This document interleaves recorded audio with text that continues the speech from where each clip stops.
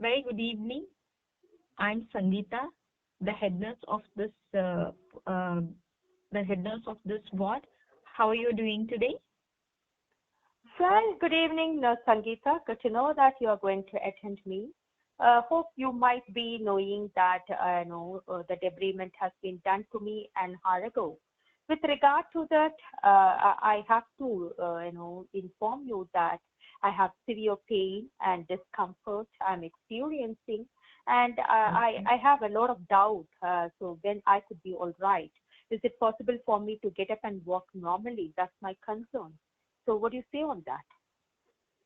Oh yes, I can understand your concern, and I would like to explain you that the debridement process is the procedure.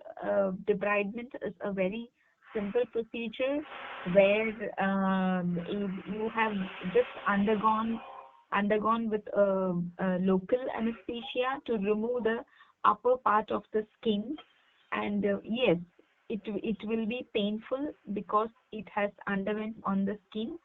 I hope I'm able to make you understand. Shall I proceed? Yes, of course. Yes. So the pain stimulus are there on the skin, and that's the reason you get this pain. And I assure you that you will come out of the pain in a couple of days, and you will be able to walk normally in a couple of weeks if you follow certain precautions. If you do not have anything to ask, shall I go on with the precautions to be followed? Yeah, few minutes. I need clarity in this regard. No, so I just want to know that why do I got this problem, and what is the importance of debridement, and what kind of complications could it lead to in the future? Is there any chance for me, for these kind of things to recur again and again? Do I need to go for this debridement procedure and again? So what do you say on this? What is the constant reason? Why do I get this problem? Oh, yes. Yes, I will be answering all of your questions now, but I request you not to be very panic.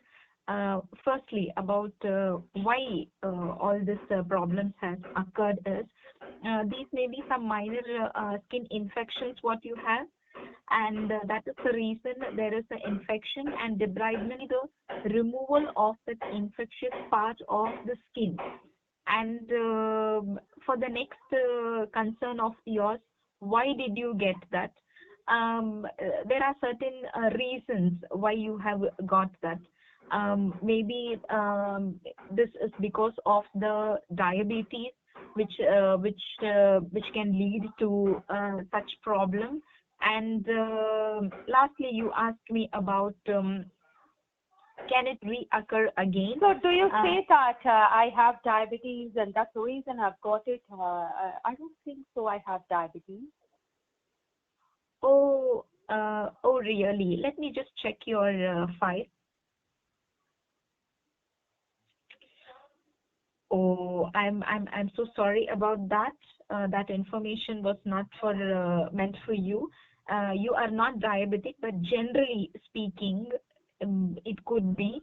But there are certain infections in cases like a non-diabetic patient like you. There are certain sort of infections which can affect on the skin, and that can lead to non-healing infections to the skin, and that to remove that they Here, 1 minute, Sangeeta. Actually, I need to correct you here because as you told the wrong information, it's not a wrong information. It could be one of the reasons. Okay. So when the patient is asking you what is the cause and reason for this kind of infection, and that has led to the debridement, and is there any medical complications do I have? So in that situation, you could say that, well, there could be a lot of reasons, for debridement procedure, and probably in general, if a particular person has got diabetes, and because of that, any unattended wound, that wound would have got, infectious.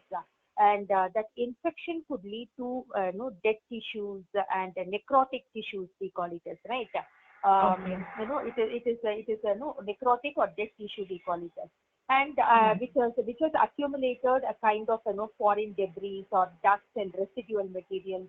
Hence, it could have led to the what do you say, the gangrene, or that is the reason it could have led to the debridement. Only by debridement we could remove all the dead tissues and the necrosis and toxins from the body, and it takes its own time in order to get healed. Okay, so that could be Okay. one of the reasons. And apart from that, Understood. there could be a variety of causes. It could be due to injuries or burn or bed sores. So a person who has got for example, prolonged bed rest. Somebody who has Yeah. got chronic disease or something, various reasons. So at least 2 to 3 reasons you could say that. So as Okay. this particular person would not have the bed sores, not because of bed sores, but you could say it could be because of ulcer or Possible. infector, Okay. any infection in the surgical places, any surgery that would have been done.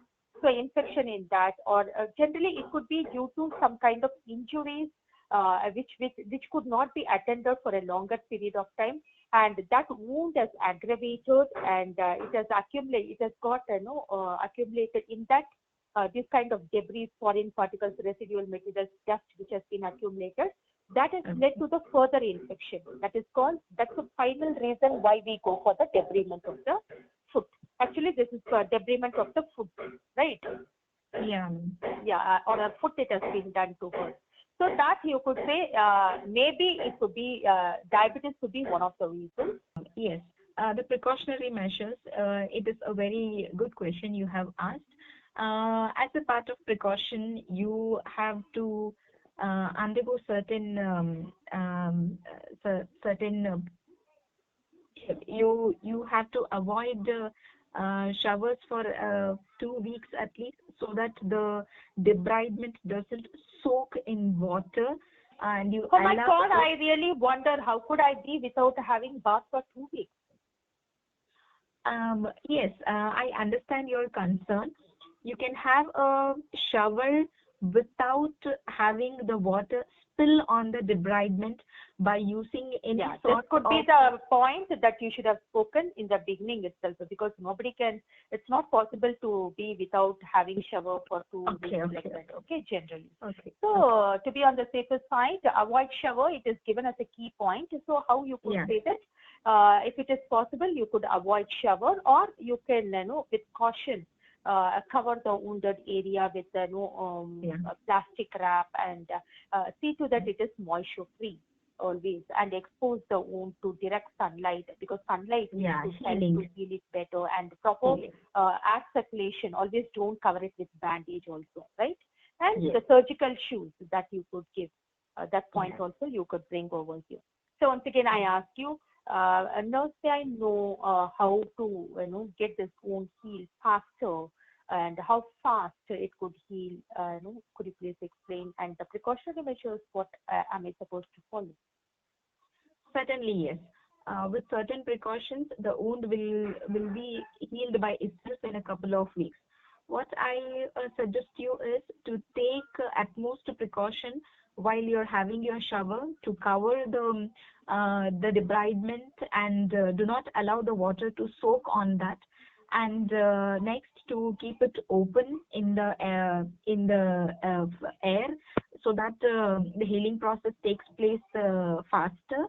And So further, instead of yes, keep it open, you could okay, say that expose. Okay, expose it exposed to with, direct sunlight, and okay, let there be air circulation.